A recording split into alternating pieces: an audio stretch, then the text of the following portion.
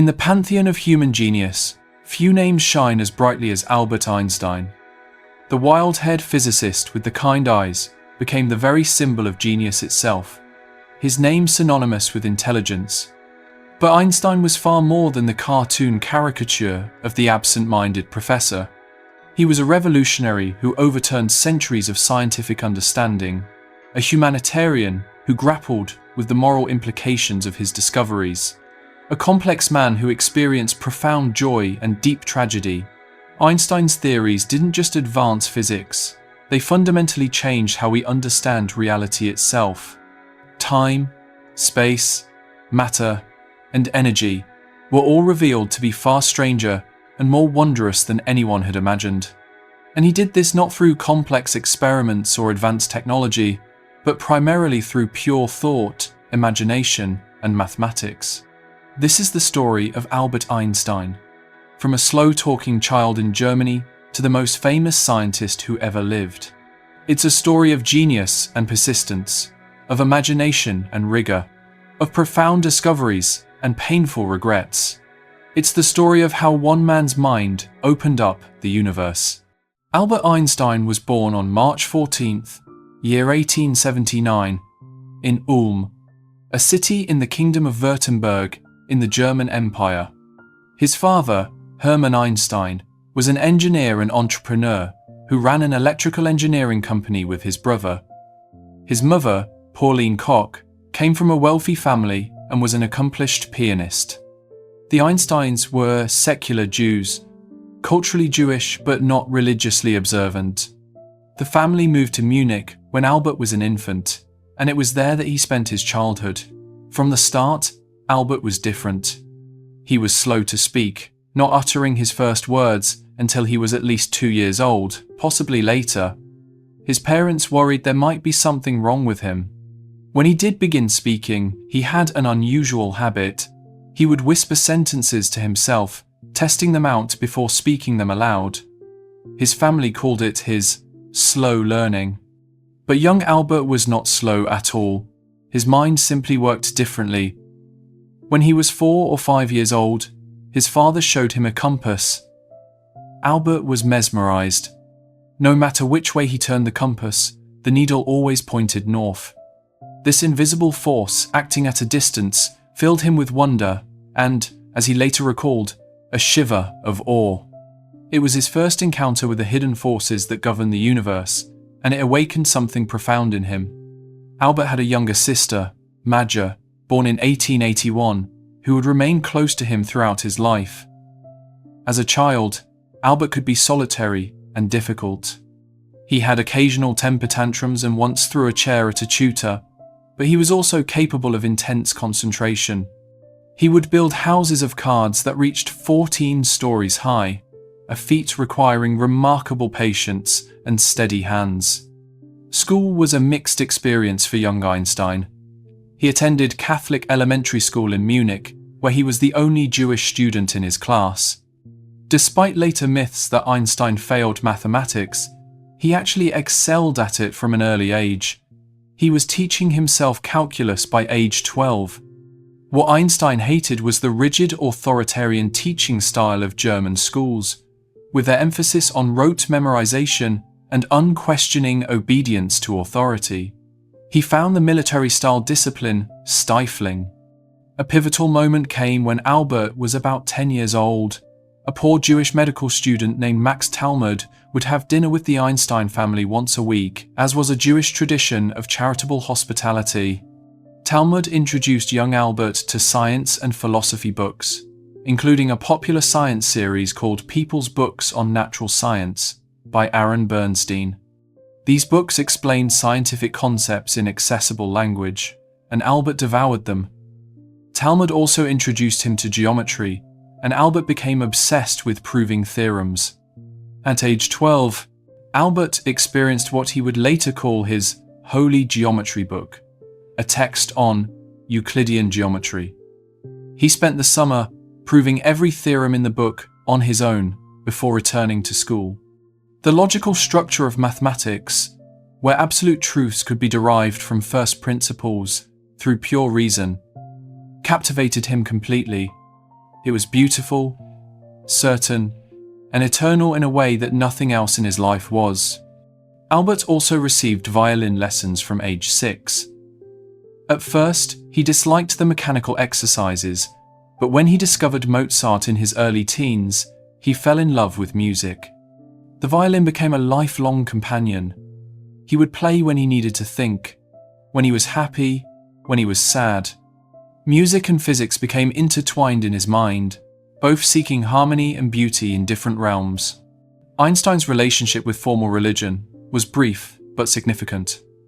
Around age 11, he went through a phase of intense religiosity, following Jewish dietary laws and composing his own hymns to God. But when he discovered science books that contradicted biblical stories, his religious phase ended abruptly. He felt betrayed by the lies he had been told. From that point on, Einstein rejected traditional religion, but maintained what he called a cosmic religious feeling, a sense of awe at the rational beauty of the universe. In 1894, when Albert was 15, his father's business failed. The family moved to Italy to start fresh, but Albert was left behind in Munich to finish his schooling. He was miserable, separated from his family, stuck in a school he hated, facing mandatory military service in a few years. It was unbearable. So Albert did something radical. He got a doctor to certify that he was having a nervous breakdown and needed to leave school. He obtained a letter from his mathematics teacher saying he had mastered the subject. Then, without telling his parents, he quit school and joined his family in Italy. His parents were shocked and upset. Albert had no diploma, no prospects, no plan, but Albert had decided on his future. He would study physics. The question was, how to get there without a school certificate. Albert Einstein's arrival in Italy was the beginning of one of the happiest periods of his young life. Free from the constraints of German schooling, he spent months wandering through Italy with his family, soaking in art, culture, and the relaxed Mediterranean lifestyle. He even wrote an essay on investigating the state of ether in magnetic fields, his first scientific paper written at age 16, showing that he was already thinking about fundamental questions in physics. But reality intervened. Albert needed education and credentials. He took the entrance exam for the Swiss Federal Polytechnic in Zurich, one of Europe's finest technical schools, hoping to bypass the need for a high school diploma. He was only 16, 2 years younger than most applicants. He excelled in mathematics and physics, but failed the sections on languages, botany, and zoology. He was rejected. However, the physics professor, Heinrich Weber, was impressed and invited Albert to audit his lectures. Instead, Albert took the advice to attend a Swiss cantonal school in Aarau to earn his diploma. This turned out to be fortunate. The school in Aarau was progressive, emphasizing independent thinking rather than rote learning. Albert flourished. He boarded with the family of Jost Winteler, a teacher at the school, and fell in love with Winteler's daughter, Marie. It was his first romance, intense but short-lived. At Aarau, Einstein began conducting thought experiments, using pure imagination to explore physics problems. One thought experiment that occurred to him around this time would change physics forever. What would happen if you could chase a beam of light? If you could travel at the speed of light, what would you see? According to classical physics, you would see the light wave as stationary, frozen in space.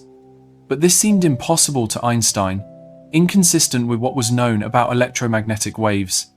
This paradox would haunt him for years until he resolved it with special relativity. In 1896, Einstein graduated from Aarau and enrolled at the Swiss Federal Polytechnic, later renamed ETH Zurich. He was finally where he wanted to be, studying physics and mathematics at a world-class institution. But Einstein proved to be a difficult student. He skipped lectures he found boring, preferring to study on his own. He spent his time reading the works of Maxwell, Helmholtz, Hertz, and other giants of physics, rather than attending classes or doing required work. His professors were not amused. Heinrich Weber, who had initially been impressed with Einstein, came to dislike him. Einstein called him Herr Weber instead of Herr Professor, a deliberate slight. The feeling was mutual. Weber focused on classical physics and dismissed the newer electromagnetic theory that fascinated Einstein. Only the mathematics professor, Hermann Minkowski, recognized Einstein's potential, though Einstein often skipped his classes too. At the Polytechnic, Einstein met Mileva Marić, the only woman in his physics program. She was from Serbia, 3.5 years older than Einstein, and shared his passion for physics. They fell in love, bonding over their shared interests and their outsider status. Einstein as a German Jew without money, Mileva as a foreign woman in a male-dominated field.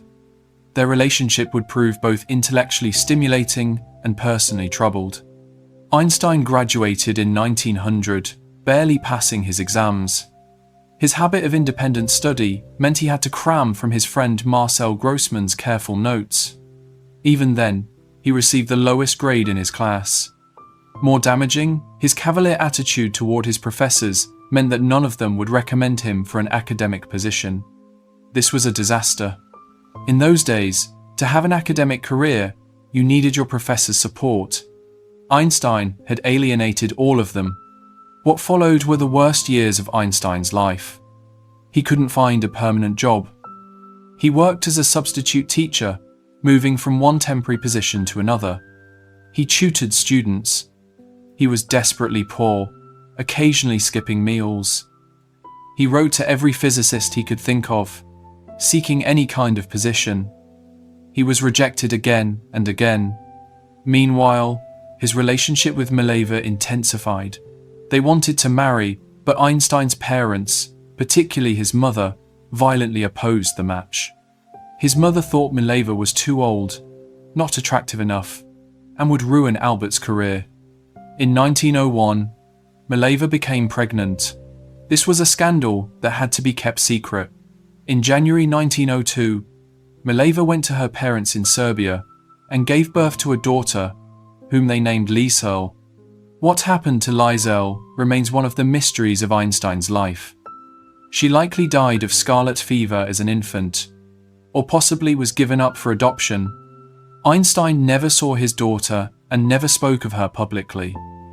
Letters referring to Liesel were only discovered in the 1980s, revealing this hidden chapter. Einstein's father, Hermann, died in October 1902, giving Albert his blessing to marry Mileva on his deathbed. It was a moment of profound sadness for Einstein. His father had never seen him succeed, had died thinking his son was a failure. But Einstein's luck was about to change. His friend, Marcel Grossman's father, knew the director of the Swiss Patent Office in Bern. A position was opening for a patent examiner. The job required evaluating patent applications for new inventions. Grossman recommended Einstein, and in June 1902, Einstein started work as a technical expert third class at the patent office. It was not the academic position Einstein had dreamed of, but it would prove to be perfect for him. The work was interesting enough to engage his mind, but not so demanding that it consumed all his energy. He could evaluate patent applications efficiently, then spend his free time thinking about physics. The patent office gave Einstein financial security, time to think, and most importantly, practice in analyzing physical problems clearly and critically. Many of the patent applications involved electromagnetic devices, keeping Einstein immersed in the physics he loved. Einstein married Mileva in January 1903. In a small civil ceremony, no family members attended. They set up a modest apartment in Bern. In May 1904, their first son, Hans Albert, was born. Einstein was now a father, a husband, and a patent clerk. He was 25 years old, unknown, working in obscurity, and he was about to change the world. The year 1905 is known in physics as Einstein's Annus Mirabilis, his miracle year. In the space of just a few months, while working full-time at the patent office and caring for an infant son, Einstein published 4 papers that revolutionized physics. Any one of these papers would have been a major achievement. Together, they represented one of the most extraordinary outbursts of scientific creativity in history. But we should understand the context. Einstein had not been idle in the years since graduation. He had been thinking deeply about fundamental problems in physics. He had discussions with a group of friends, Maurice Solivine, Conrad Habicht, and occasionally others, whom they jokingly called the Olympia Academy. They would meet in Einstein's apartment to read and discuss philosophy, science, and literature. These discussions sharpened Einstein's thinking. He was also corresponding with physicists and submitting papers to journals, though with little success so far. By early 1905, Einstein had been wrestling with certain problems for years. Now, suddenly, the solutions came in a rush. The first paper, the photoelectric effect, March 1905. Einstein's first paper of the year, 1905, submitted in March, addressed the photoelectric effect, the phenomenon where light shining on metal surfaces ejects electrons. Classical physics couldn't explain the details of this effect. According to classical wave theory, the energy of the ejected electrons should depend on the intensity of the light, but experiments showed it depended on the frequency, color of the light. Einstein proposed something radical. Light, which everyone knew was a wave, also behaved like a particle in certain circumstances. He suggested that light came in discrete packets of energy, quanta, later called photons. The energy of each quantum was proportional to the frequency of the light. This explained the photoelectric effect perfectly. This was revolutionary. Since the 1600s, debate had raged over whether light was a particle, as Newton thought, or a wave as most 19th century physicists believed. By the late 1800s, the wave theory had won decisively. Einstein was saying both views were partly right. Light exhibited wave-particle duality. It was this paper, not Relativity, that would win Einstein the Nobel Prize 16 years later. The second paper, Brownian motion, May 1905. In May, Einstein submitted a paper on Brownian motion, the random jittering movement of tiny particles suspended in fluid, first observed in pollen grains. Einstein showed that this motion was caused by the random bombardment of molecules in the fluid. More importantly, his mathematical treatment proved definitively that atoms and molecules really existed. This might seem obvious today, but in 1905, many scientists still doubted the reality of atoms. They were a useful theoretical concept, but were they real? Einstein's paper provided mathematical predictions that could be tested experimentally. When they were confirmed, atoms were established as real physical entities.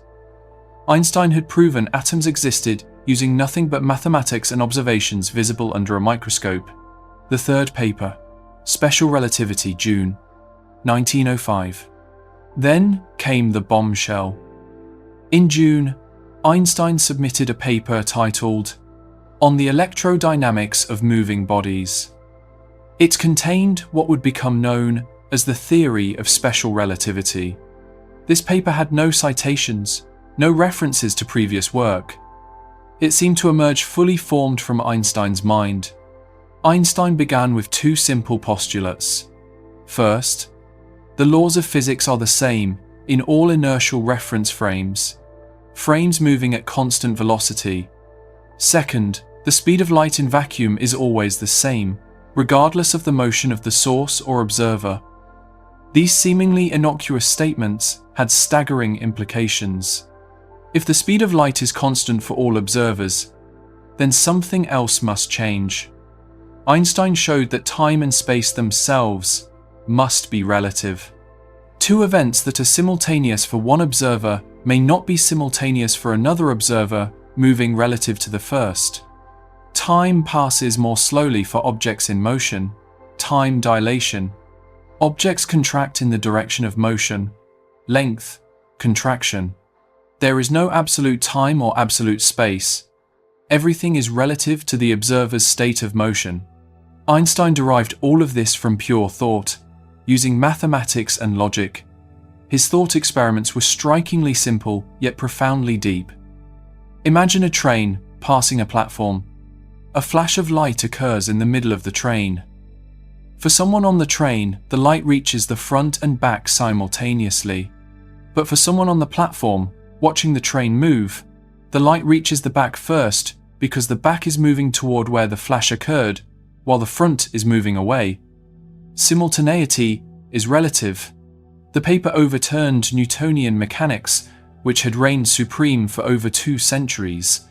Space and time were not the absolute stage on which events occurred, as Newton had thought.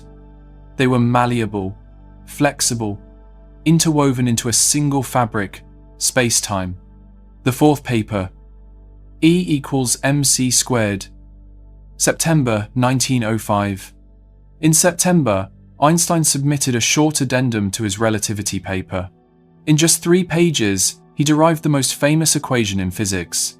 E equals mc squared. Energy equals mass times the speed of light squared. This equation revealed that mass and energy are interchangeable. They are different forms of the same thing. A tiny amount of mass contains an enormous amount of energy, because the speed of light squared is such a huge number. This equation would later explain the power of the sun, the atomic bomb, and nuclear energy. In 1905, it was a curious theoretical result. These 4 papers, published by an unknown patent clerk in his spare time, would transform physics.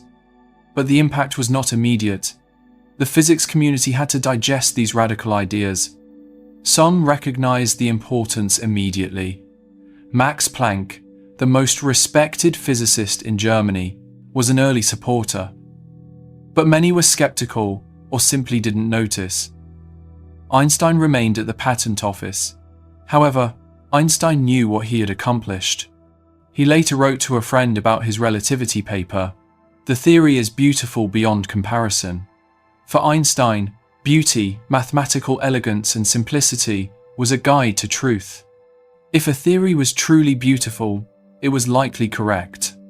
Einstein submitted his relativity paper as a doctoral dissertation to the University of Zurich, but it was rejected as too short and too speculative. So he quickly wrote a more conventional paper on molecular dimensions, submitted that instead, and received his PhD in 1906. Dr. Einstein was now officially a physicist, though his doctoral dissertation was not his revolutionary work on relativity.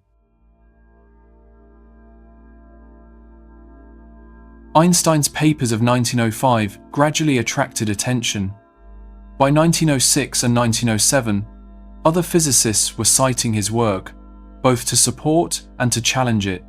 Einstein continued working at the patent office, but was also publishing additional papers, developing and extending his theories.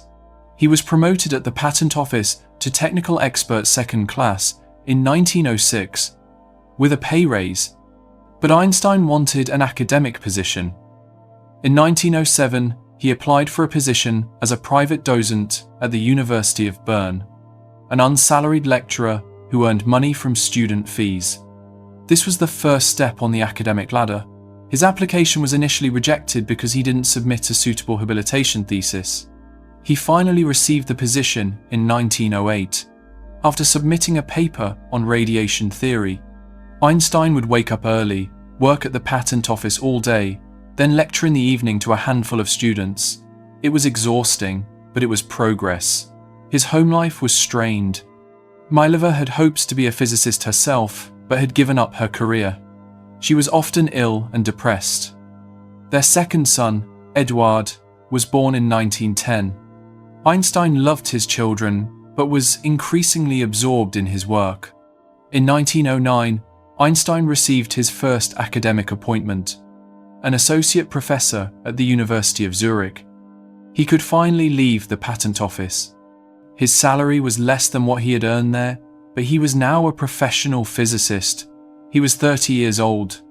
Academic positions followed in rapid succession. In 1911, he became a full professor at the German Charles Ferdinand University in Prague. In 1912, he returned to Zurich as a professor at his alma mater, the ETH. He was now an established figure in physics, invited to conferences, corresponding with leading physicists. But Einstein was already working on something even more ambitious than special relativity. Special relativity had a limitation. It only applied to objects moving at constant velocity, inertial reference frames. What about accelerated motion? What about gravity? Newton's theory of gravity described a force acting instantaneously across space, but this conflicted with special relativity, which said nothing could travel faster than light. Einstein needed a new theory of gravity. The key insight came to Einstein in 1907, what he called the happiest thought of my life. He imagined a man falling from a roof. While falling, the man wouldn't feel his own weight. He would be weightless. This meant that acceleration and gravity were somehow equivalent. If you're in a closed elevator, you can't tell whether you're stationary in a gravitational field or accelerating through space. This was Einstein's equivalence principle, the foundation of general relativity. But turning this insight into a complete theory took 8 years of hard work. Einstein needed advanced mathematics that he hadn't studied.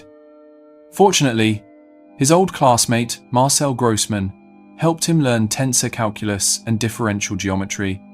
The mathematics was formidable, and Einstein struggled. He wrote to a colleague, "I have become imbued with great respect for mathematics, the more subtle parts of which I had previously regarded as sheer luxury." Einstein's marriage was deteriorating.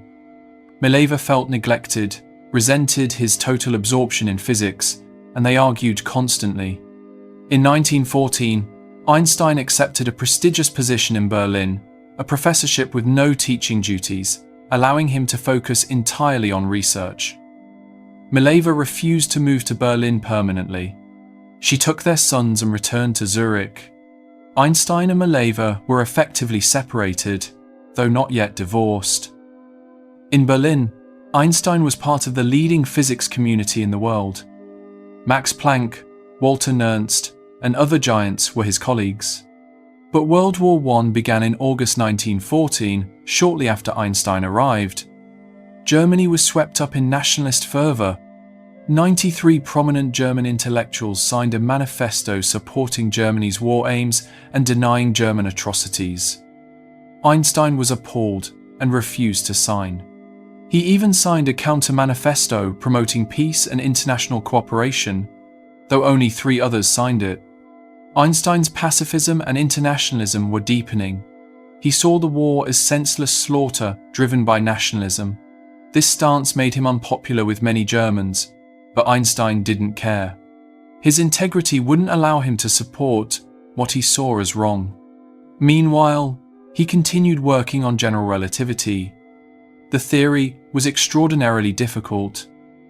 Einstein tried various mathematical formulations, discarding them when they led to contradictions. He collaborated with Grossmann, but also struck out on his own. By late 1915, Einstein was in a frenzy of work.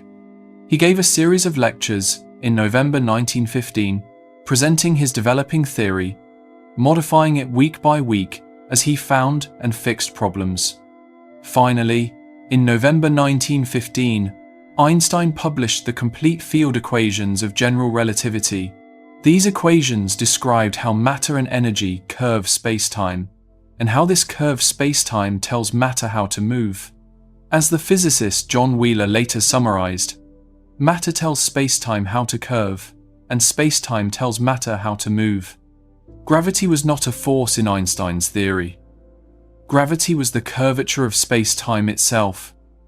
Massive objects like the Sun create a depression in space-time, like a bowling ball on a rubber sheet. Other objects moving through this curved space-time follow curved paths. We call that orbiting, or falling. The equations were beautiful and elegant, but were they correct? Einstein calculated 3 predictions that could test the theory. First, General relativity predicted a tiny anomaly in Mercury's orbit that Newtonian physics couldn't explain.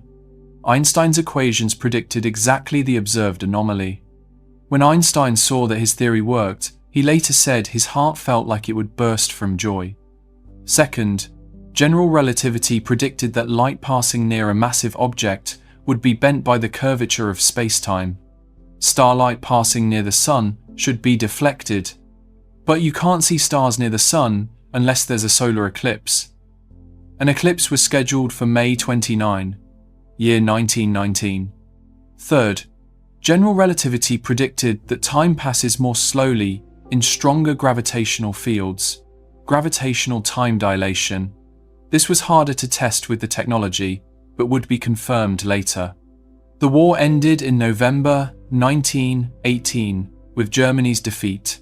Germany was shattered, starving, and humiliated. But in the chaos, an opportunity arose. British astronomers planned expeditions to observe the year 1919 solar eclipse. Despite the recent war between Britain and Germany, Arthur Eddington, a British astronomer and Quaker pacifist, led one expedition to the island of Principe off the coast of West Africa. Another team went to Sobral, Brazil.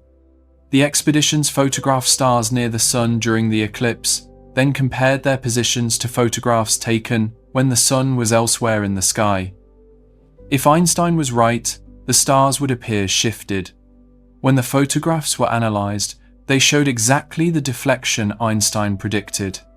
On November 6, year 1919, at a joint meeting of the Royal Society and the Royal Astronomical Society in London, the results were announced.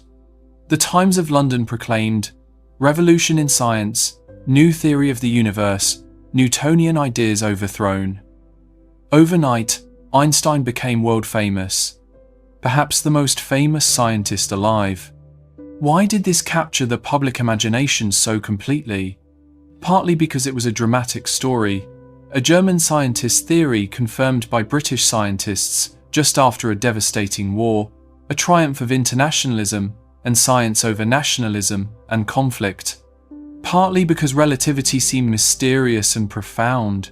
Time and space were not what we thought. Reality itself was stranger than fiction. And partly because Einstein's now iconic appearance, the wild hair, the rumpled clothes, the kind eyes, made him the perfect image of a genius. Einstein was 40 years old, and his life would never be the same again. The confirmation of general relativity transformed Einstein from a respected physicist into a global celebrity. Reporters besieged him. He received invitations from around the world. People wanted to hear him speak, to meet him, to understand his mysterious theories. Einstein found the attention both flattering and exhausting. He joked that he had become a fashion icon rather than a scientist. Einstein's appearance became iconic. His hair, already unruly, became more wild as he aged. He hated formality and often didn't wear socks, claiming they just got holes. He wore worn sweaters and casual clothes whenever possible. He seemed to embody the absent-minded professor. Though this was misleading, Einstein was actually quite practical and engaged with the world. But the image stuck and became part of his mystique. In Germany, Einstein's fame brought both admiration and resentment. Anti-Semitism was rising in the defeated, economically devastated country. Some German physicists, motivated by nationalism and anti-Semitism, attacked Einstein's theories as Jewish physics, contrasting it with supposed German physics or Aryan physics. Philipp Lenard and Johannes Stark, both Nobel laureates, led this movement. They organized lectures and demonstrations against relativity. Einstein faced death threats. At one anti-relativity rally in Berlin in 1920, speakers attacked both Einstein's theories and Einstein personally. Einstein, characteristically, responded with humor and scientific arguments. He published a newspaper article defending relativity and mocking his critics' lack of understanding, but the experience shook him. He briefly considered leaving Germany. Instead, Einstein embraced his Jewish identity more strongly than before. He had been largely secular, but now he felt a responsibility to the Jewish community. He supported Zionism, the movement to create a Jewish homeland in Palestine, though his support was nuanced. He favored a binational state where Jews and Arabs would coexist peacefully, and he opposed nationalism in all its forms, including Jewish nationalism. In 1921, Einstein traveled to America with Chaim Weizmann to raise money for the Hebrew University in Jerusalem. The trip to America was a sensation. Crowds mobbed him. Reporters followed his every move. Einstein charmed Americans with his informality, his humor, and his violin playing.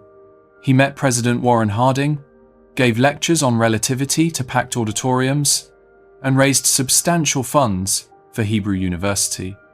He was no longer just a scientist, he was a symbol of intellectual achievement and Jewish pride.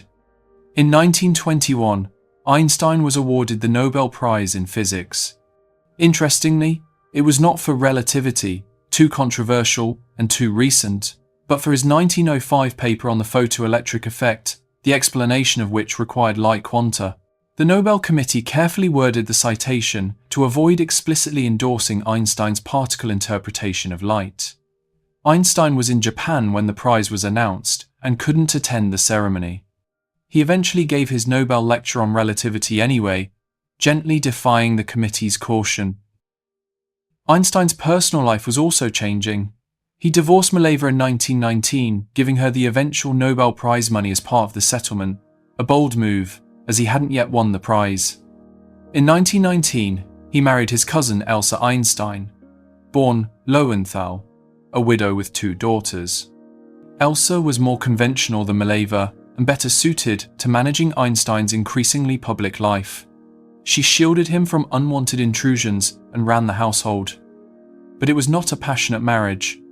Einstein loved Elsa, but not romantically. He had affairs during the marriage, which Elsa tolerated. Einstein's relationship with his sons was complicated. Hans Albert, his older son, became an engineer and maintained a relationship with his father, though it was sometimes strained. Eduard, the youngest son, was brilliant and musically talented, but struggled with mental illness. He was eventually diagnosed with schizophrenia and spent much of his life in psychiatric institutions. Einstein loved his sons but was often an absent father, absorbed in his work and travels. Throughout the 1920s, Einstein's scientific focus shifted. General relativity was complete, and Einstein sought an even more ambitious goal: a unified field theory that would combine gravity and electromagnetism into one mathematical framework. He worked on this problem for the rest of his life and never succeeded. The universe, it turned out, was more complex than even Einstein imagined. There were not just 2 forces, but 4 fundamental forces, and unifying them would require quantum mechanics, which Einstein distrusted. This brings us to one of the great ironies of Einstein's career. Einstein had been a revolutionary who overturned classical physics with special and general relativity. He had introduced the quantum of light in 1905. But when quantum mechanics developed in the 1920s into a comprehensive theory, Einstein became its most prominent critic. Quantum mechanics, developed by Niels Bohr, Werner Heisenberg, Erwin Schrödinger, Max Born, and others, described a probabilistic, indeterminate universe. At the quantum level, you couldn't know both the position and momentum of a particle precisely, Heisenberg's uncertainty principle. Before you measure a quantum system, it exists in a superposition of multiple states simultaneously. Observation collapses this superposition into one state, but which state is random? You could only calculate probabilities. Einstein hated this. He famously declared, "God does not play dice with the universe." He believed that quantum mechanics, despite its empirical success, was incomplete. There must be hidden variables, some deeper reality that quantum mechanics didn't capture. The universe couldn't really be fundamentally random and indeterminate. Einstein's debates with Niels Bohr about quantum mechanics became legendary. They would meet at conferences, and discuss for hours. Einstein would devise clever thought experiments meant to show quantum mechanics was inconsistent or incomplete. Bohr would go away troubled, work through the night, and return with a refutation. This went on for years. The debates were respectful and even affectionate. They genuinely liked each other, but deeply felt. In 1935, Einstein, along with Boris Podolsky and Nathan Rosen, published a famous paper known by their initials, the EPR paper. It presented a thought experiment involving two entangled particles. If quantum mechanics was correct, measuring one particle would instantaneously affect the other particle, no matter how far apart they were, spooky action at a distance, as Einstein called it. Einstein thought this proved quantum mechanics was incomplete, that there must be local hidden variables. Decades later, experiments would show that Einstein was wrong. Quantum entanglement is real. The universe really does have spooky action at a distance. Quantum mechanics, as strange as it is, appears to be correct. Einstein's intuition, so reliable in relativity, misled him in quantum mechanics. Yet even Einstein's criticisms were valuable. They forced quantum physicists to clarify and strengthen their theory. By the early 1930s, Einstein's position in physics was paradoxical. He was the most famous scientist in the world, but his scientific work was increasingly out of step with mainstream physics. Younger physicists were making breakthroughs in quantum mechanics and nuclear physics. Einstein pursued his unified field theory in relative isolation. He remained brilliant, but the cutting edge of physics had moved beyond him. Then history intervened in the most terrible way. In January 1933, Adolf Hitler and the Nazi Party came to power in Germany.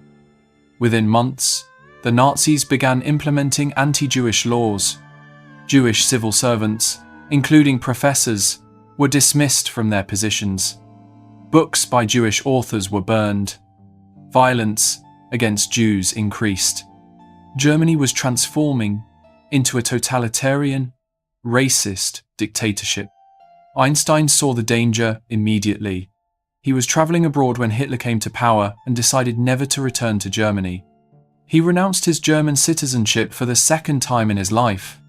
He had previously renounced it in 1896 to avoid military service, then regained it in 1914. He resigned from the Prussian Academy of Sciences before they could expel him. His property in Germany was confiscated. He was on Nazi lists of enemies of the state. There were rumors of assassination plots. Einstein was not just any Jewish professor. He was the most famous Jewish intellectual in the world, and his theories had been specifically attacked as Jewish physics by Nazi sympathizers even before Hitler's rise. The Nazis would have loved to humiliate or harm him. Einstein's fame, which had seemed burdensome at times, now saved his life by making him too prominent to easily disappear. Einstein spent several months in Europe, staying in Belgium under police protection, before immigrating to the United States in October 1933. He accepted a position at the newly formed Institute for Advanced Study in Princeton, New Jersey. Princeton would be his home for the rest of his life. The Institute for Advanced Study was an ideal refuge. It had no students, no classes to teach, just scholars pursuing their research. Einstein had an office, a salary, and complete freedom. He could work on his unified field theory, play his violin, and walk to and from the institute every day. He became a fixture in Princeton, instantly recognizable with his wild white hair, baggy pants, and worn leather jacket. Einstein's immigration to America was part of a massive intellectual exodus from Nazi Europe. Many of the greatest minds in physics, mathematics, and other fields were Jewish or politically opposed to fascism, and they fled to Britain and America. This exodus was Germany's loss and America's gain. The intellectual center of gravity in physics shifted from Germany to the United States. Einstein worked tirelessly to help other refugees escape. He wrote affidavits, made phone calls, and used his influence to help scientists, artists, and ordinary people flee Nazi terror. He understood that he had been lucky. His fame had given him opportunities that others lacked. He felt a responsibility to help where he could. Life in Princeton was quiet compared to the tumult Einstein had experienced in Berlin. He settled into a routine. He would walk to his office at the institute, work on mathematics, discuss physics with colleagues, and walk home for lunch. He played his violin. He sailed on the nearby lake. He loved sailing, finding peace in the wind and water. He received visitors from around the world, from fellow physicists to curious admirers. He was friendly, but also valued his privacy. Einstein's personal life continued to be complicated. Elsa died in 1936 after a long illness. Einstein was deeply saddened, but did not remarry. His stepdaughter Margot and his secretary Helen Dukas lived with him and managed the household. Einstein had brief romantic relationships, but remained essentially alone. He seemed to prefer it that way, though he maintained many friendships. His son, Hans Albert, had immigrated to America and became a professor of engineering at the University of California, Berkeley. They maintained contact, though the relationship remained somewhat distant. Eduard remained in Switzerland, his schizophrenia preventing him from emigrating. Einstein never saw Eduard again after leaving Europe in 1933. Though he supported him financially and worried about him constantly, Einstein became increasingly involved in political and social causes. He had always been a pacifist, but now he reluctantly acknowledged that Nazi Germany had to be stopped, even by force. This was a painful reversal for him, but he saw Hitler as an existential threat. He supported the Allied war effort while maintaining his broader commitment to peace and disarmament. Einstein also became more outspoken on civil rights. He was appalled by racism in America and spoke out against segregation and discrimination against Black Americans. He joined the NAACP, corresponded with W.E.B. Du Bois and Paul Robeson, and used his platform to advocate for racial equality. In 1946, he spoke at Lincoln University, a historically black university in Pennsylvania, calling racism America's worst disease. He recognized the parallels between anti-Semitism in Europe and racism in America. Einstein continued to support the Zionist cause, though with reservations. He supported the creation of a Jewish state in Palestine, but warned against excessive nationalism and urged Jews and Arabs to coexist peacefully. When Israel was established in 1948, Einstein was offered the presidency of the new nation. He declined, explaining that he lacked the natural abilities and experience for such a position. Politics, he said, was for the moment, while physics was eternal. Throughout the 1930s and 1940s, Einstein continued working on his unified field theory. He published papers proposing various mathematical frameworks, but could never arrive at a satisfactory solution. The problem was harder than he imagined, partly because he was trying to unify only gravity and electromagnetism, not realizing that there were additional fundamental forces, the strong and weak nuclear forces, that would need to be included. Younger physicists largely ignored Einstein's work on unification. They were making rapid progress in quantum mechanics, nuclear physics, and particle physics. Einstein's pursuit of a classical unified field theory seemed like a quixotic quest. Some felt it was sad to see the great Einstein isolated from the mainstream of physics, chasing a dream that seemed increasingly distant. But Einstein didn't care about fashion in physics. He followed his own vision, his own aesthetic sense of how the universe should be. He believed that God, by which he meant the rational principles underlying nature, did not play dice. The universe must be deterministic and comprehensible through pure reason. If the physics community disagreed, well, they might be wrong. Einstein had been right before, when everyone else was wrong. Then came the development that would haunt Einstein for the rest of his life: the atomic bomb. In 1938 and in 1939, physicists discovered that uranium atoms could be split, nuclear fission, releasing enormous amounts of energy. The implications were immediately clear. A bomb of unprecedented destructive power could be built. Several refugee physicists in America, including Leo Szilard and Eugene Wigner, realized that Nazi Germany might be working on such a weapon. Szilard and Wigner approached Einstein in the summer of 1939. They needed Einstein's help to warn the American government. Einstein agreed to sign a letter to President Franklin Roosevelt. The letter, drafted primarily by Szilard, explained the possibility of nuclear chain reactions and warned that Germany might be developing atomic bombs. It urged the United States to begin its own nuclear research program. The letter, dated August 2, year 1939, reached Roosevelt in October 1939. It helped catalyze American research into nuclear energy, though the Manhattan Project to build an atomic bomb didn't begin in earnest until the year 1942. Einstein himself played no role in the Manhattan Project. His pacifist sympathies made him a security risk, and he was not invited to participate. He wasn't even told about the project's existence.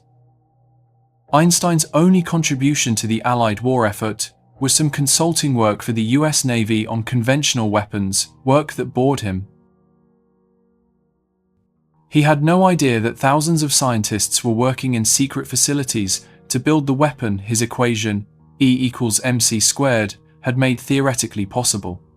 On August 6, year 1945, the United States dropped an atomic bomb on Hiroshima, Japan. 3 days later, a second bomb destroyed Nagasaki.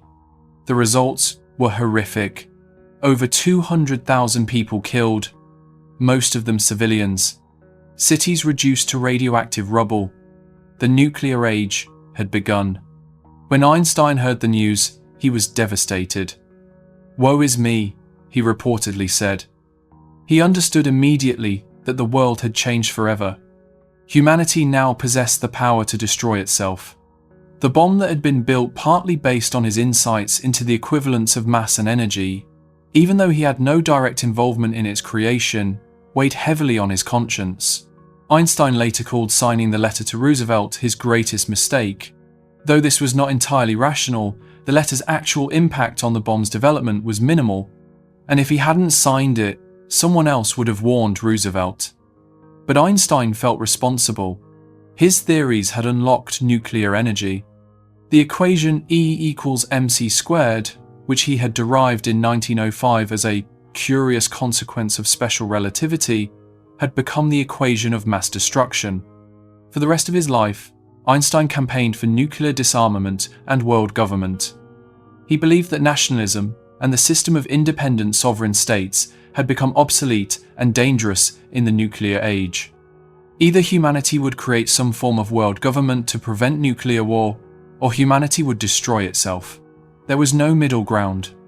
In 1946, Einstein became chairman of the Emergency Committee of Atomic Scientists, which advocated for international control of nuclear weapons and warned about the dangers of nuclear war. He wrote articles, gave speeches, and used his fame to draw attention to the issue. But he was pessimistic about humanity's wisdom. "The release of atomic power has changed everything except our way of thinking," he said. "The solution to this problem lies in the heart of mankind." Einstein also faced political persecution during the early Cold War. His pacifism, his advocacy for world government, his support for left-wing causes, and his friendships with suspected communists made him a target of suspicion. The FBI, under J. Edgar Hoover, compiled a massive file on Einstein, eventually over 1,800 pages, investigating him as a possible security threat. Einstein was never a communist and often criticized Soviet totalitarianism, but he was sympathetic to socialism and critical of capitalism's inequalities. He wrote an essay called "Why Socialism?" in 1949, arguing for a planned economy that would serve human needs rather than profit. This made him deeply suspect in the McCarthy era of communist witch hunts. The FBI considered recommending Einstein's deportation, but Never did, partly because it would have been a public relations disaster to deport the world's most famous scientist. Einstein was aware of the surveillance, but refused to be intimidated. When summoned to testify before the House Un-American Activities Committee, he prepared a statement refusing to testify, though he was never ultimately called. He believed in civil liberties and opposed the climate of fear and conformity that McCarthyism created. Einstein continued to speak out on political issues despite pressure to remain silent. He defended accused communists, opposed nuclear weapons testing, advocated for disarmament, and criticized American foreign policy when he disagreed with it. His political activism made him controversial. Some Americans saw him as a wise elder statesman.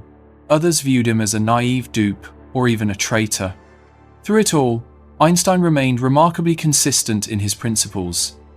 Internationalism over nationalism, reason over prejudice, individual conscience over conformity, peace over war, and compassion over cruelty. He was willing to be unpopular if his conscience demanded it. The same independence of thought that had served him well in physics guided his moral and political life. As Einstein entered his 70s, he became an elder statesman of physics and a moral voice for humanity. His scientific work continued, though it remained focused on his unified field theory, which stubbornly refused to yield to his efforts. He published papers proposing various approaches, but never achieved the breakthrough he sought. The quest for unification would remain unfinished. Most physicists had moved on from Einstein's preoccupations. The 1940s and 1950s were the age of quantum electrodynamics, developed by Richard Feynman, Julian Schwinger, and Shinichiro Tominaga. This theory combined quantum mechanics with special relativity to describe electromagnetic interactions with unprecedented accuracy. It was exactly the kind of synthesis Einstein had sought, but it was fundamentally quantum mechanical, based on the probabilistic interpretation Einstein rejected. Younger physicists revered Einstein as a historical figure, but considered his current work largely irrelevant. His stubbornness about quantum mechanics seemed like an old man's inability to accept new ideas. Some felt it was tragic. The revolutionary had become the reactionary, unable to accept the new revolution he had helped inspire. But Einstein remained unrepentant.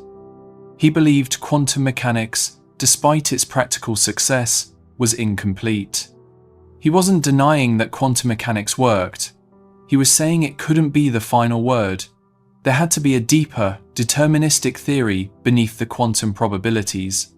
History hasn't yet proven him right, but it hasn't definitively proven him wrong either. Research into alternative interpretations of quantum mechanics and theories of quantum gravity continues today. Einstein's daily routine in Princeton remained consistent. He would wake up around 9, have breakfast, read the newspapers, and walk to his office at the Institute. He wore the same style of clothes every day: baggy pants, a leather jacket, and no socks. He claimed this simplified life and freed his mind for important things. At the Institute, he would work on mathematics, discuss physics with his assistant, and meet with visitors. He remained intellectually curious about everything.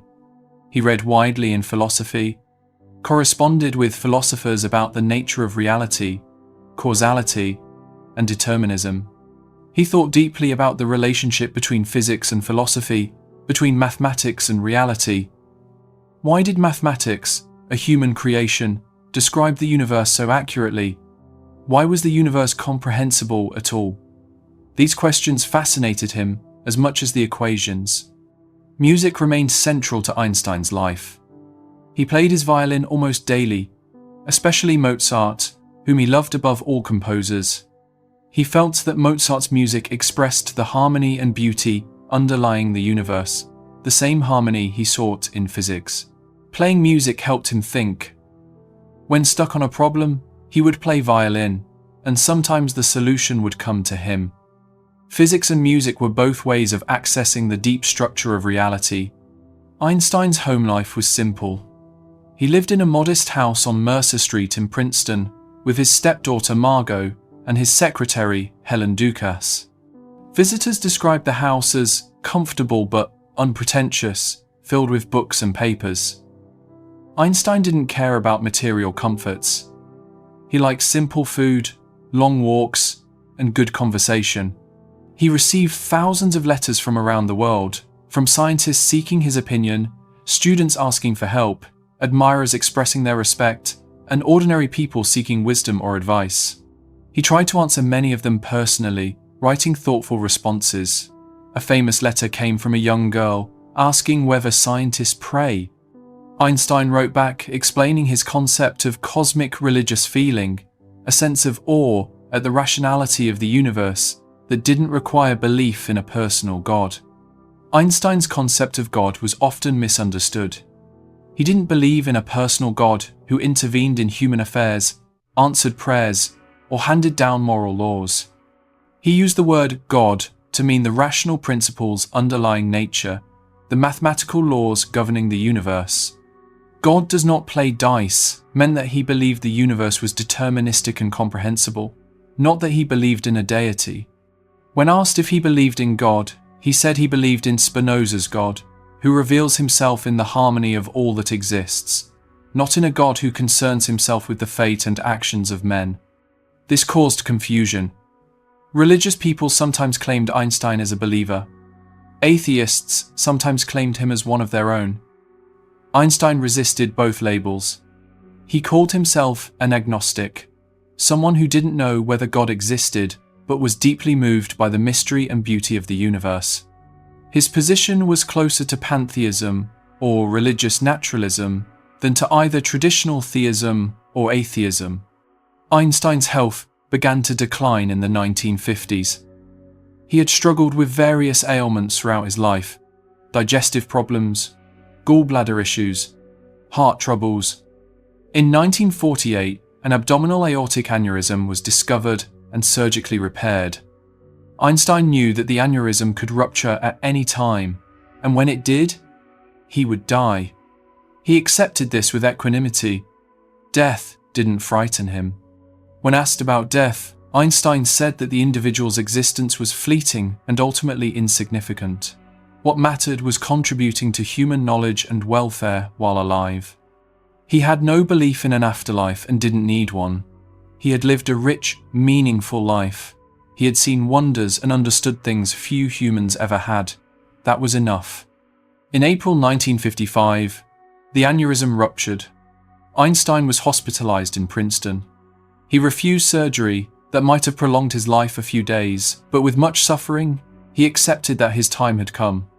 He asked for paper and pen to continue working on his unified field theory equations. Even on his deathbed, he was still seeking the unified truth. On April 18, year 1955, at 1:15 inches the morning, Albert Einstein died at age 76. He was alone except for a nurse who didn't understand German. His last words were in German, and they were lost forever.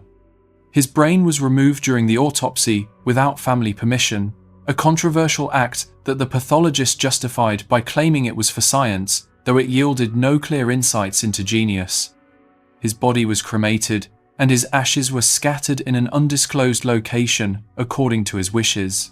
He didn't want his grave to become a shrine. The world mourned. Tributes poured in from around the globe. Newspapers proclaimed that the greatest mind of the age had died. Scientists praised his revolutionary contributions to physics. Political leaders honored his humanitarian efforts. The United Nations lowered its flag to half-staff. For a few days, the world paused to remember the man who had changed our understanding of the universe itself.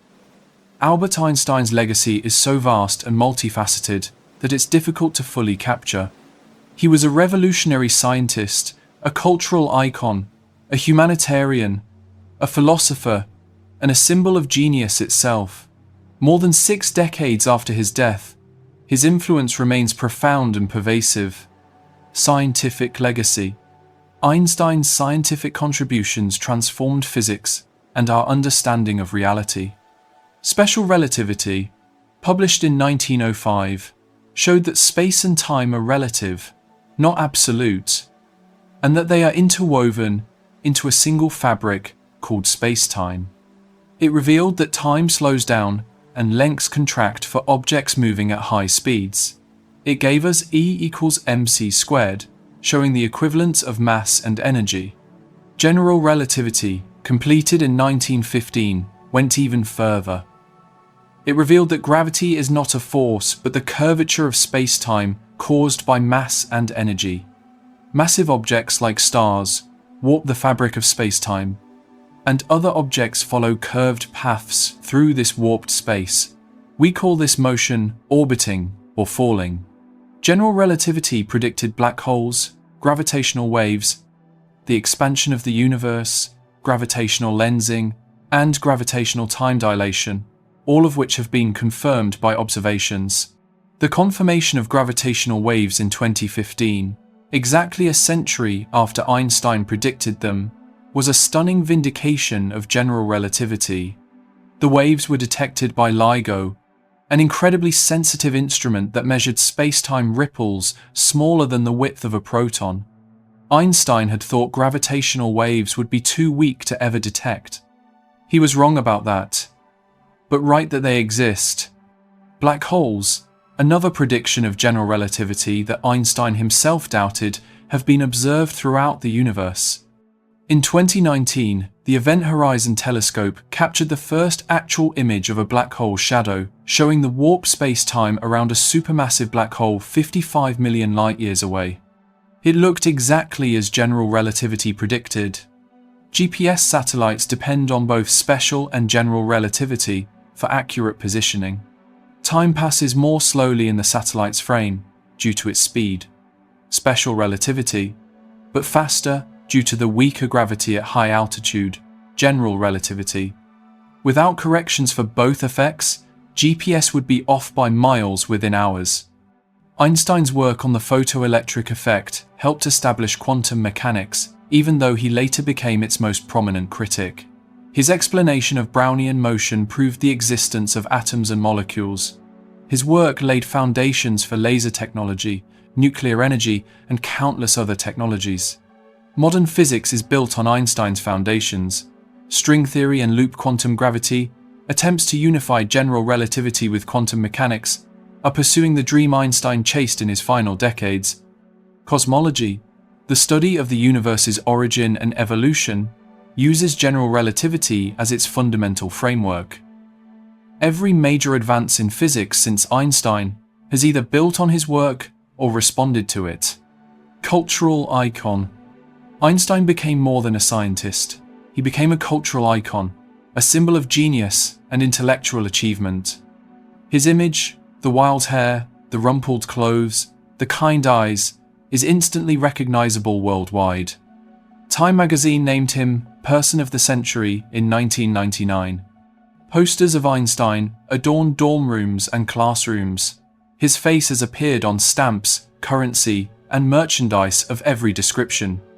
The famous photograph of Einstein sticking out his tongue, taken on his 72nd birthday in 1951, captured his playful, irreverent side. It became one of the most reproduced images in history, symbolizing the idea that even the greatest genius can be human, humorous, and humble. Einstein became synonymous with genius. Calling someone an Einstein means they're incredibly smart. This is both a tribute and somewhat reductive. Einstein's genius was specific to theoretical physics and deep thinking about fundamental questions. He wasn't necessarily a genius at everything, and there are many forms of intelligence. Einstein appeared in countless books, films, plays, and television shows, usually as a wise figure or a symbol of scientific achievement.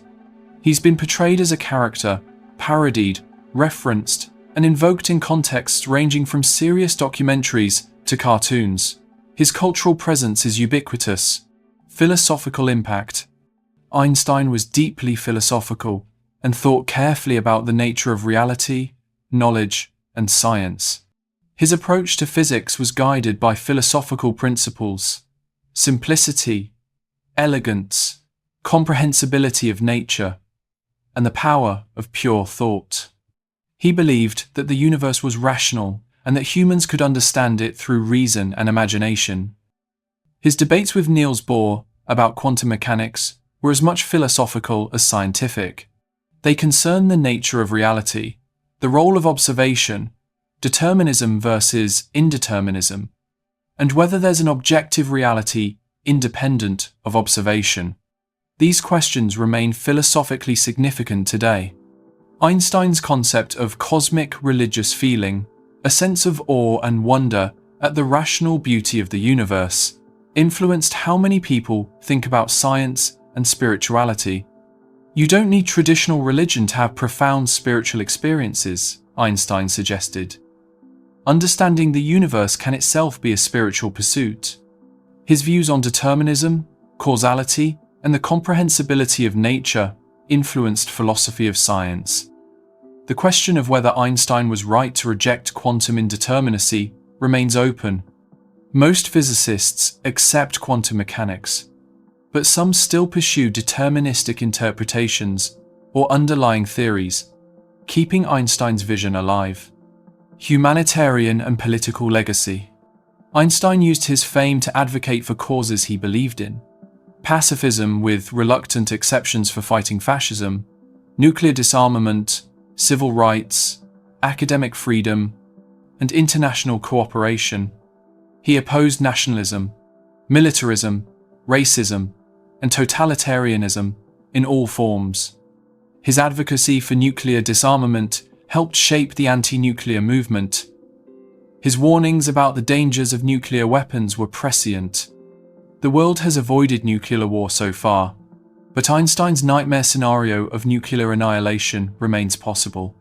His call for a form of world government to prevent nuclear war was not heeded, but his warnings remain relevant. Einstein's support for civil rights in America, particularly his vocal opposition to racism, was courageous at a time when many white Americans were silent or complicit in segregation. He recognized that his fame gave him a platform and a responsibility to speak out against injustice.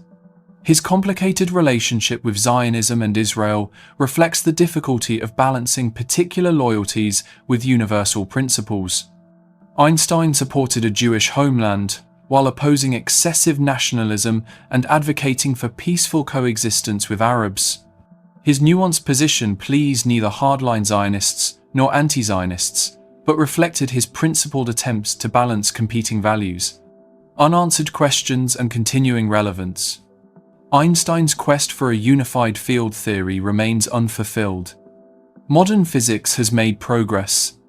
The electroweak theory, unified electromagnetism with the weak nuclear force, and the Standard Model describes 3 of the 4 fundamental forces with quantum field theory. But unifying all 4 forces, particularly incorporating gravity, remains the holy grail of physics.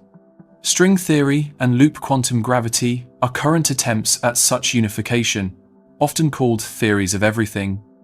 They're pursuing Einstein's dream using quantum mechanics, the framework Einstein rejected.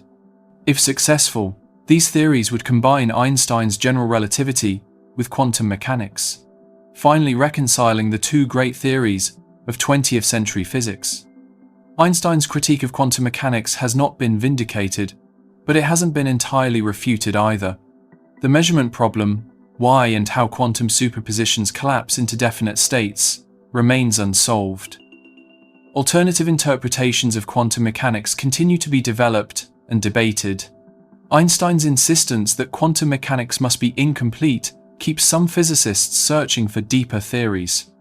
Most profoundly, Einstein's life and work raise fundamental questions that remain relevant. How do we understand reality? What is the relationship between mathematics and the physical world? Why is the universe comprehensible? Can human reason, armed with imagination and mathematics, penetrate the deepest secrets of nature? Einstein believed passionately that the answer to the last question was yes. His life's work was devoted to proving it. He succeeded beyond what seemed possible, revealing that time and space are not what we thought, that gravity is geometry, that mass and energy are equivalent. He showed that the universe is stranger and more beautiful than our ancestors imagined. The human Einstein. Beyond the scientific achievements and cultural icon, Einstein was a complex human being with strengths and flaws. He was a loving father who was also often absent and self-absorbed. He was a passionate advocate for human rights who could be dismissive of individuals. He was a man who preached simplicity but left a tangled personal life. He championed reason but acknowledged the importance of intuition and imagination. Einstein's relationships with women were complicated. He loved deeply but also pursued affairs and could be thoughtless about the impact on his partners. His treatment of Mileva has been debated. Was he a neglectful husband who abandoned his wife, or were they simply incompatible personalities? His marriage to Elsa was affectionate, but not romantic. He had several romantic interests in his later years, but remained essentially alone. His relationship with his sons, particularly Edward, was tragic. Edward's mental illness devastated Einstein, who felt helpless to aid his son. Hans Albert had a successful career but maintained a certain emotional distance from his father. Einstein loved his children but admitted he was not a good father. His work always came first. Einstein could be humble about his achievements, acknowledging the role of luck and the contributions of others. But he could also be arrogant and stubborn, particularly about quantum mechanics. He could be warm and charming or cold and distant. He contained contradictions, as all humans do. What's remarkable is that Einstein's human flaws don't diminish his achievements. If anything, they make them more impressive. He wasn't a perfect sage or a purely rational mind. He was a human being, flawed, complex, sometimes difficult, who nonetheless achieved extraordinary things through brilliance, imagination, persistence, and hard work. If we try to distill Einstein's life into lessons or messages for future generations, what would they be? The power of independent thinking.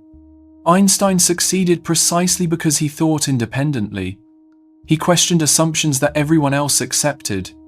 He ignored received wisdom when his own reasoning led him elsewhere. From his school days through his final work on unification, Einstein followed his own path rather than conforming to what others expected. This doesn't mean being contrarian for its own sake. Einstein respected evidence and logic, but he trusted his own judgment, his own sense of what questions mattered and what approaches made sense. He was willing to be unpopular if he believed he was right. Imagination as a tool for understanding. Einstein famously said, "Imagination is more important than knowledge." He meant that imagination, the ability to conceive of new possibilities, to conduct thought experiments, to visualize scenarios, was essential for scientific discovery. Knowledge gives you facts. Imagination helps you see beyond them to new truths.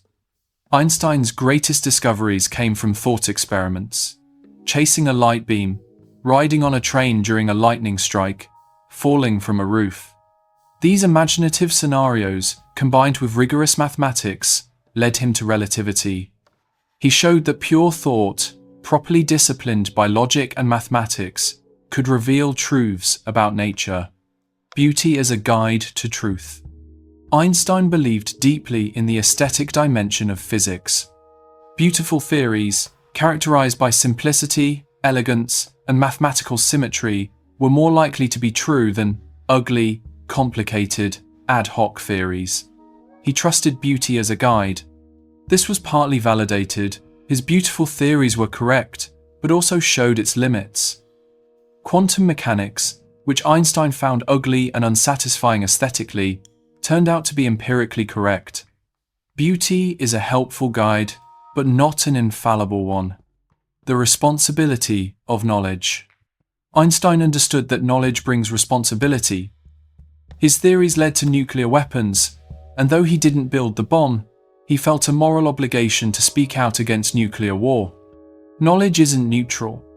How we use it matters enormously. Einstein believed that scientists have a special responsibility to consider the moral and social implications of their work. Science makes possible. Wisdom decides what should be done with those possibilities. Einstein tried to be not just a scientist but a wise human being, though he sometimes failed. The importance of peace and cooperation. Einstein's commitment to pacifism and internationalism stemmed from his conviction that nationalism and militarism were destructive forces. In the nuclear age, they threatened human survival. Only through international cooperation and eventually some form of global governance could humanity avoid destroying itself. This vision has not been realized. The world remains divided into competing nations armed with nuclear weapons, pursuing national interests. But Einstein's warning remains valid. The problems we face, climate change, nuclear proliferation, pandemics require international cooperation. Einstein's call for transcending nationalism is more relevant than ever. The wonder of existence. Throughout his life, Einstein maintained a sense of wonder at the fact that the universe exists and is comprehensible. Why is there something rather than nothing? Why does the universe follow mathematical laws that humans can discover and understand? These questions filled him with awe. Einstein's cosmic religious feeling was this sense of wonder transformed into a guiding principle. He felt that understanding nature was the highest human calling, a way of participating in something larger and more permanent than individual human lives. Science, for Einstein, was a spiritual pursuit, a way of connecting with the deepest truths of reality. Persistence in the face of failure. Einstein's life was not an unbroken string of successes. He struggled to find employment after graduation. His first marriage failed. His younger son was mentally ill. His quest for a unified field theory never succeeded. He was criticized, sometimes ostracized, for his political views. He never reconciled quantum mechanics with his vision of a deterministic universe. But Einstein persisted. He kept working, kept thinking, kept pursuing truth as he understood it. He didn't let failures discourage him or criticism silence him. He had a remarkable combination of confidence in his own judgment and humility about his place in the universe. Albert Einstein died on April 18, year 1955. But his presence in human culture and consciousness remains vital. His theories form the foundation of modern physics. His image symbolizes genius and scientific achievement. His life story inspires those who dream of understanding nature's deepest secrets. Einstein showed us that the universe is far stranger than our ancestors imagined. Time is not absolute but relative. Space can bend and stretch. Mass and energy are equivalent. Gravity is not a force, but the geometry of space-time. These revelations expanded human understanding in ways that are still being absorbed and explored. But perhaps Einstein's greatest legacy is the example he set of a mind that dared to question everything, that trusted imagination and reason to penetrate nature's mysteries, that pursued beauty and simplicity as guides to truth, and that never stopped wondering at the marvelous fact that the universe exists and can be understood. Einstein once wrote, "The important thing is not to stop questioning. Curiosity has its own reason for existing. One cannot help but be in awe when he contemplates the mysteries of eternity, of life, of the marvelous structure of reality. It is enough if one tries merely to comprehend a little of this mystery every day." This was Einstein's guiding principle. Never stop questioning, never lose the sense of wonder, never cease trying to understand. He spent his life trying to comprehend the marvelous structure of reality, and he succeeded beyond what anyone thought possible. He peered deeper into the nature of space, time, matter, and energy than any human before him. He showed us that the universe is even more wondrous than we dreamed. Today, more than 6 decades after his death, Einstein remains the scientist by whom all others are measured. When we speak of genius, we think of Einstein. When we contemplate the mysteries of the cosmos, we build on Einstein's insights.